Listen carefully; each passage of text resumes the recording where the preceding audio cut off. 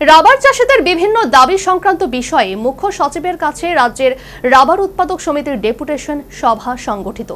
Rubber গাছের কঠিন রোগের পাশাপাশি রাবার চাষীদের বিভিন্ন সমস্যার কথা তুলে ধরলেন সারা ভারত কৃষক সভার রাজ্য সম্পাদক পবিত্র কর। রাজ্যের রাজনৈতিক দলসমূহ বর্তমানে ব্যাপক সক্রিয়তায় রাজনৈতিক কর্মকাণ্ডে ব্যস্ত।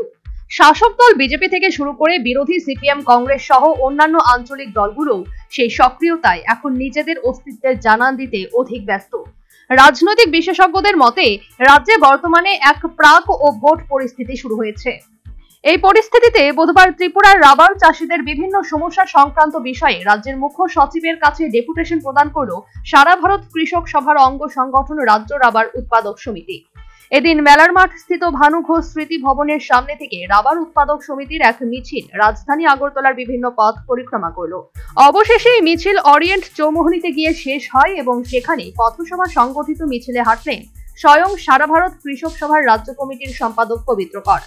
এছাড়া অন্যান্য নেতৃবর্গ এই মিছিলে পথসভায় নিজেদের সামিল করলেন।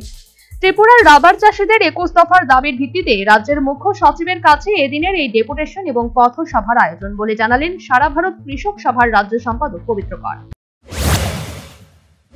ত্রিপুরা রাজ্য রাবার উৎপাদক সমিতি, এটা সারা ভারত কৃষক সভার একটি সংগঠন। ত্রিপুরার রাবার চাষের আজকে বিরাট সংকট তৈরি হয়েছে। নতুন বাগান সম্প্রসারণ নেই, রাবারের দাম কমে গেছে, রাবারে একটা বিরাট রোগ দেখা দিয়েছে।